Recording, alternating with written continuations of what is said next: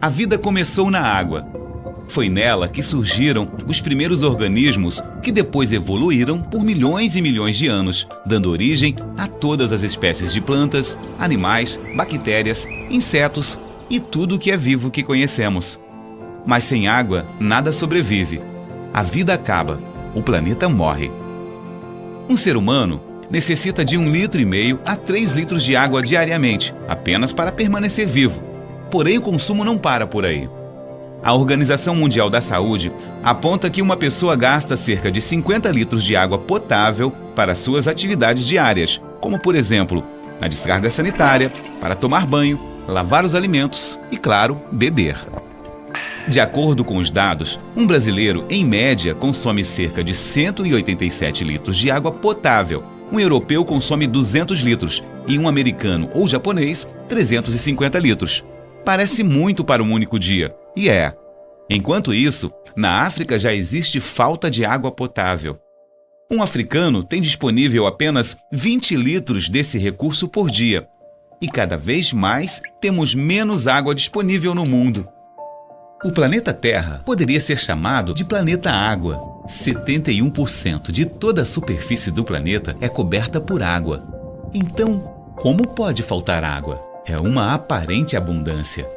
Entretanto, de toda a água, cerca de 97,61% formam os oceanos e apenas 2,4% da água é doce, sendo somente 0,02% disponível em lagos e rios para abastecer as cidades e ser consumida.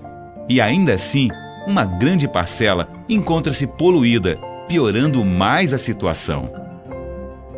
Hoje não nos damos conta quão importante é a água. Ela é um recurso fundamental para a manutenção da vida na Terra, estando disponível nos mais diferentes ambientes e também nos corpos dos seres vivos. Sua manutenção se dá por meio do ciclo da água, que é movimentado pela energia do Sol. O Sol aquece parte dos rios, lagos e oceanos que evaporam. Este vapor d'água formam as nuvens juntamente com a água da transpiração dos diversos seres vivos e a evapotranspiração das plantas. Quando chove, a água que penetra o solo e se acumula no subsolo, criando reservas subterrâneas chamados lençóis freáticos, que afloram, alimentando vários cursos d'água e novamente evaporam, dando continuidade a este ciclo. Parte da água que infiltra no solo contribui para a formação de nascentes.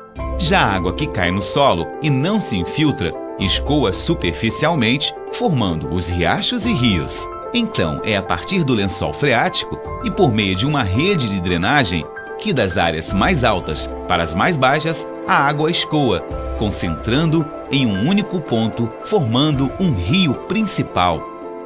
Todas estas áreas nas quais ocorre a infiltração e captação das águas são chamadas bacias hidrográficas, localizadas na superfície terrestre e separadas entre si.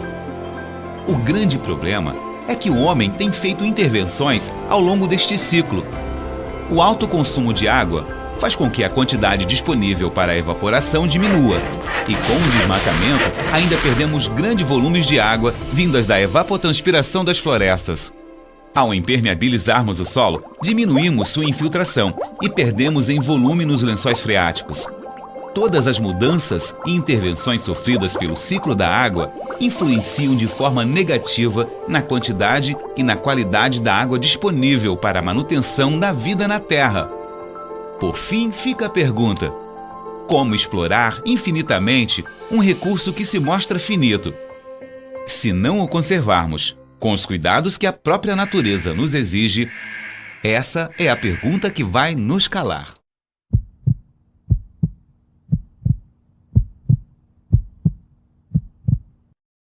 A existência de água não é uma condição necessária apenas para a vida, mas também para o surgimento de civilizações. As populações humanas sempre se fixaram ao longo de bacias hidrográficas. As primeiras surgiram na Mesopotâmia, entre os rios Tigres e Eufrates.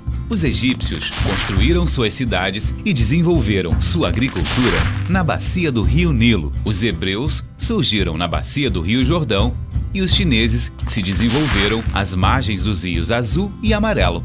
Atualmente, isso não é diferente. As maiores cidades do mundo estão sempre próximas de grandes bacias hidrográficas. A importância da água vai além do seu consumo humano.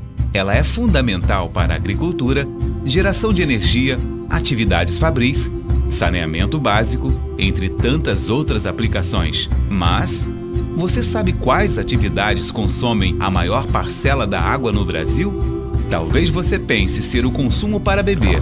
Bem, aqui no Brasil, a atual legislação determina que a prioridade seja sempre para o abastecimento humano e animal. Porém, o consumo humano corresponde a apenas 10% de todo o consumo de água no Brasil. Em seguida, quase empatado, vem o consumo animal. A pecuária, por exemplo, corresponde a 11%. E as indústrias? Elas consomem 7% de toda a água. Então, para onde vai todo o resto do consumo? A resposta é a agricultura. A irrigação para a agricultura é responsável por 72% de todo o consumo de água no Brasil. A vida em nossa sociedade exige cada vez mais energia elétrica. E aqui no Brasil, a água tem um papel importante na obtenção de eletricidade. Historicamente, o Brasil usa uma matriz energética baseada no fluxo de água, ou seja, dizemos que a matriz energética brasileira é hídrica. As fontes de energia podem ser primárias ou secundárias. As fontes primárias são aquelas que naturalmente fornecem energia. Já as fontes secundárias são artificiais, provenientes da energia transformada pela ação humana por meio dos equipamentos e sistemas de engenharia. Por exemplo, um rio é uma fonte de energia natural, portador de uma energia primária denominada hidráulica. Já a usina hidrelétrica é uma fonte de energia artificial, que transforma a energia potencial e cinética hidráulica em eletricidade. É por isso que aqui no Brasil, períodos de estiagem podem alterar os valores das tarifas de energia elétrica, pois quanto menos águas nos reservatórios, menor o potencial de gerar energia elétrica. Apesar disso, a hidroeletricidade é uma fonte renovável de energia, uma vez que a água usada para movimentar as turbinas da usina volta ao sistema natural.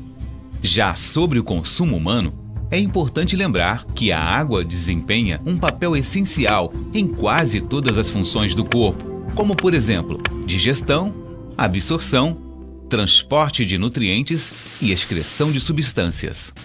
A água auxilia na regulação da temperatura do corpo humano. É usada intensamente no processo de respiração. Faz a distribuição de muitos nutrientes pelos diversos órgãos do nosso corpo. Elimina as toxinas através da transpiração e da urina. Já vimos que a quantidade de água que se deve beber depende da constituição física, do nível de atividade e da umidade do ar. Por isso, beber de 1,5 litro a 3 litros por dia de água é uma boa atitude. Beber bastante água faz com que todo o organismo fique mais equilibrado e resistente. Na sua falta, o sistema natural de limpeza e desintoxicação do organismo fica prejudicado, contribuindo para o aparecimento de inúmeras doenças. Existe uma maneira fácil de reconhecer se a quantidade de água ingerida é suficiente. Quando a urina é eliminada em grandes quantidades e tem uma cor clara, a quantidade de água é suficiente.